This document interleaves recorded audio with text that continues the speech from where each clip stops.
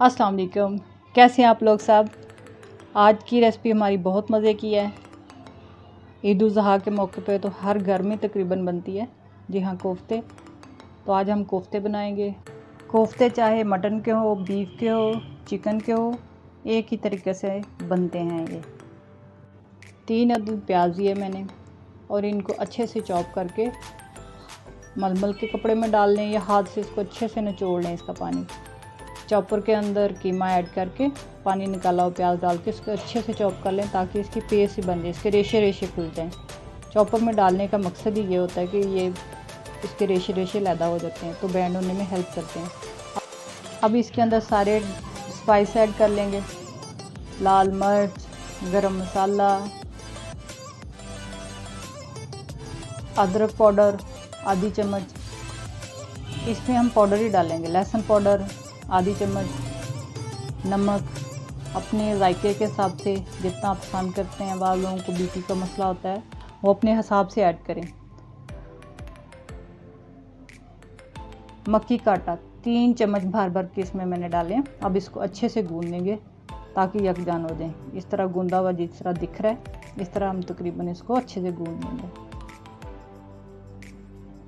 अब जितना बड़ा हमने कोफ्ता बनाना उतना मटेरियल लेंगे और इसको ऐसे गोल गोल करते हुए बॉल बना लेंगे जैसे कोफ्ते की शक्ल होती है।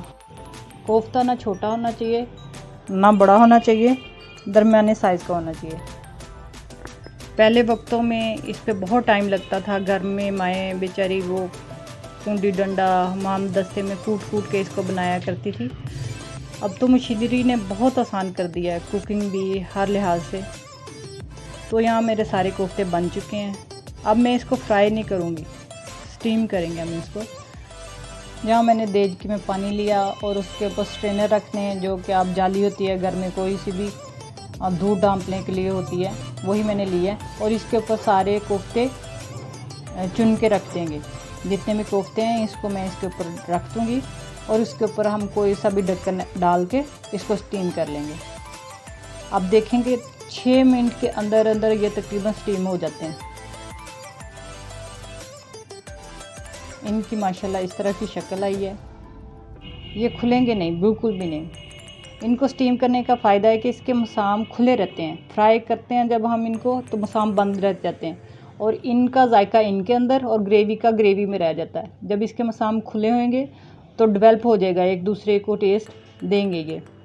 ये बिल्कुल ख़राब नहीं होंगे, ना टूटेंगे, इनको कोई मसला नहीं आएगा। बल्कि आप इसको फ्रीज़ कर सकते हैं, इसी हालत में आप इसको फ्रीज़ कर सकते हैं। जब भी आपका दिल चाहे ग्रेवी बनाएं और उसके अंदर ऐड करके आराम से कोफ्ते बना लें। अब हम ग्रेवी बनाएंगे और उसके लिए मैंने यहाँ 100 ग्राम टमाटो लिया, टमाटर लिए, 6 अदद मिर्चें ली, लहसुन अदरक लिया, दही लिया, 100 ग्राम ही प्याज लिया। अब इन सब को हम पीस लेंगे। इन सब को हम अच्छे से पीस के रखेंगे और अलग-अलग रखेंगे। ये दही है, इसको भी हम ग्राइंड कर लेंगे हल्का सा या इसको फेंट लेंगे।